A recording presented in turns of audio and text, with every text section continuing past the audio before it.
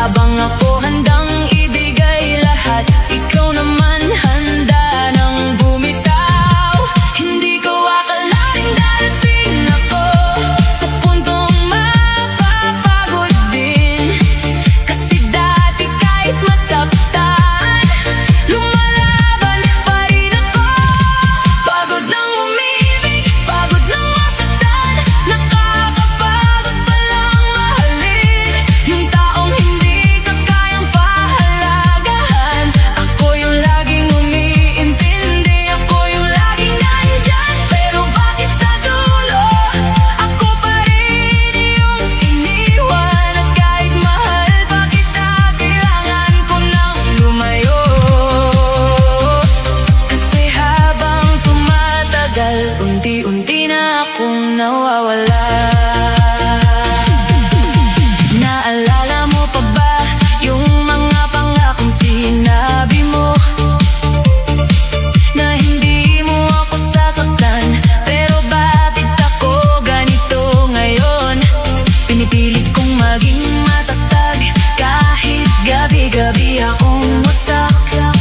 Kasi ayoko nang makita nila unti-unti akong nawawalan ng gana mabuhay. Hindi na ako galit, napagod lang siguro, kasi mahirap palang manatili sa relasyong ikaw lang ang may gusto. Darating din pala yung araw na kahit mahal mo pa, kailangan mo nang bitawan para mailigtas sarili mo. Pagod nang umibig, pero hindi ibig sabihin hindi naging totoo yung naramdaman ko sa'yo. Minahal kita ng buo, kahit kapalit sarili ko. Pero ngayon pipiliin ko naman yung puso kong sugatan. At kung sakaling hanapin mo ako, baka wala na ako doon. Kasi minsan ang tao laging nananatili, napapagod din.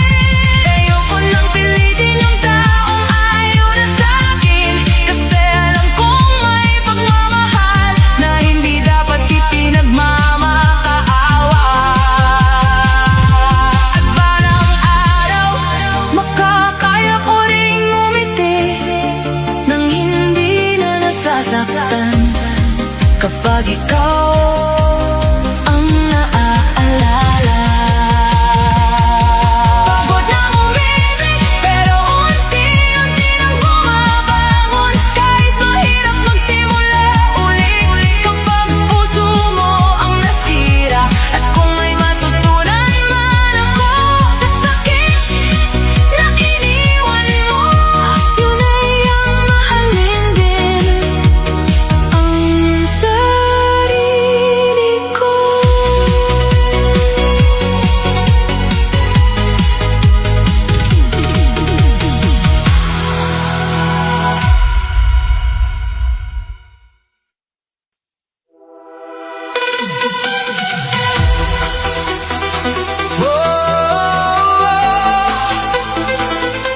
Ako yung naiwan.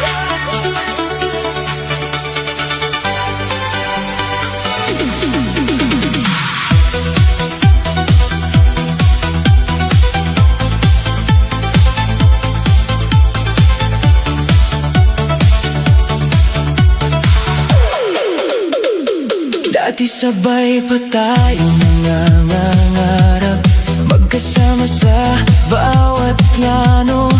Ngayon ako na lang mag-isa, kinakausap ang alaala mo. Hindi ko inakalang darating yung araw na mawawala ka, kasi naniwala ako sa lahat ng pangako mo noon. Habang ako seryoso, ikaw pala handa nang bumitaw. At ako yung naiwan na hindi alam paano magsisimula ulit. Ang hirap palang tanggapin na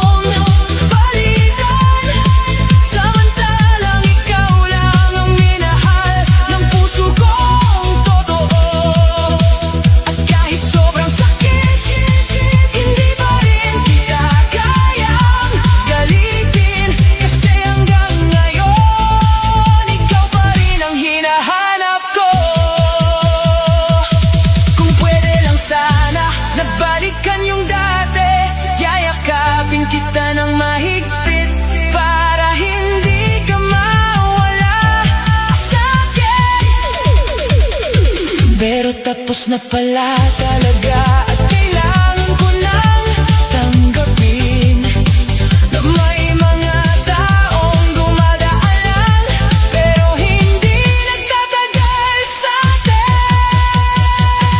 Ako yung naiwan, pero unti-unti nang bumabago.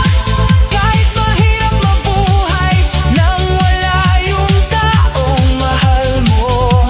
At balang araw, hindi na rin siguro masasakit, pero sa ngayon, hayaan mo muna akong umiyak para sa'yo,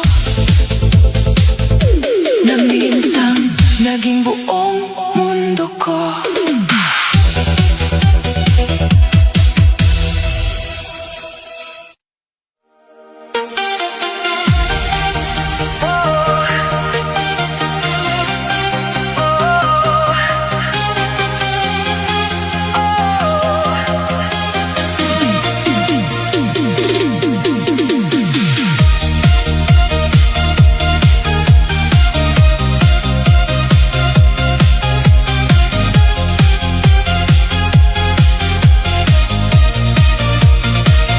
Araw-araw akong tumatawa, kasama sila parang walang problema.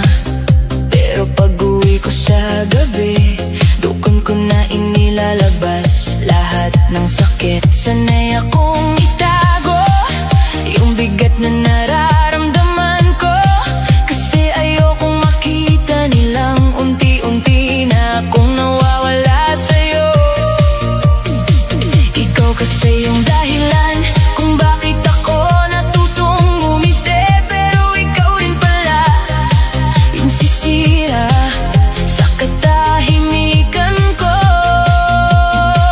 Ang hirap palang magpanggap na masaya ka pa, kung yung pusong tinatago mo durog na pala.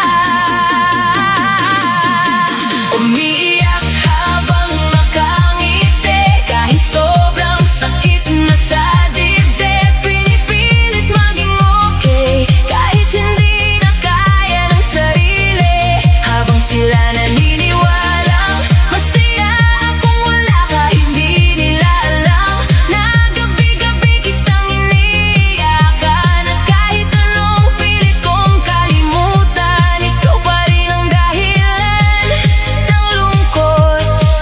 Umiyak habang nakangiti, kasi yun na lang ang kaya ko. Naaalala mo pa ba yung mga pangakong sinabi mo, na hindi mo ako iiwan? Pero bakit ako mag-isa ngayon?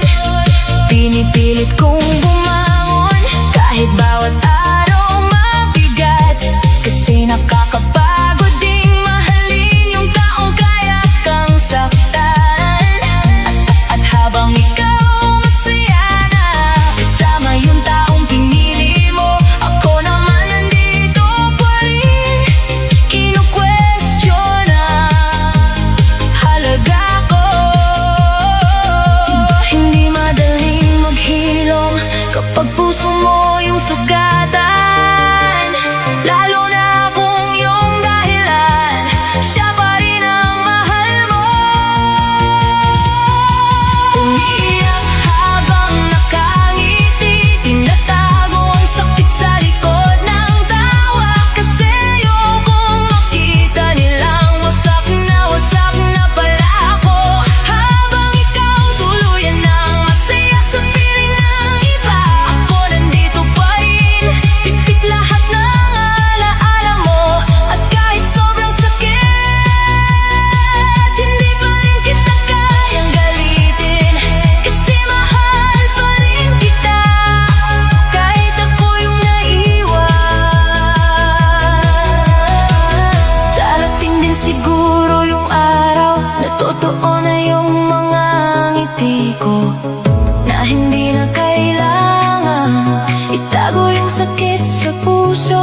Pero sa ngayon, hayaan mo muna akong umiyak habang unti-unti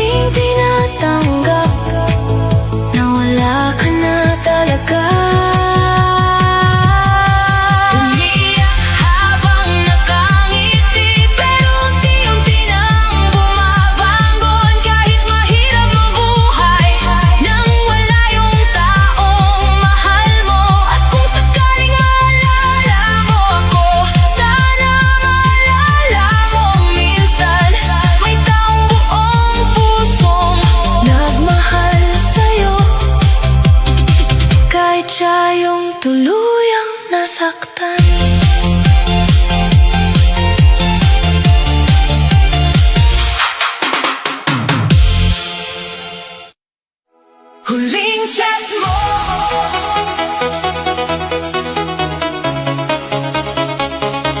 huling chat mo,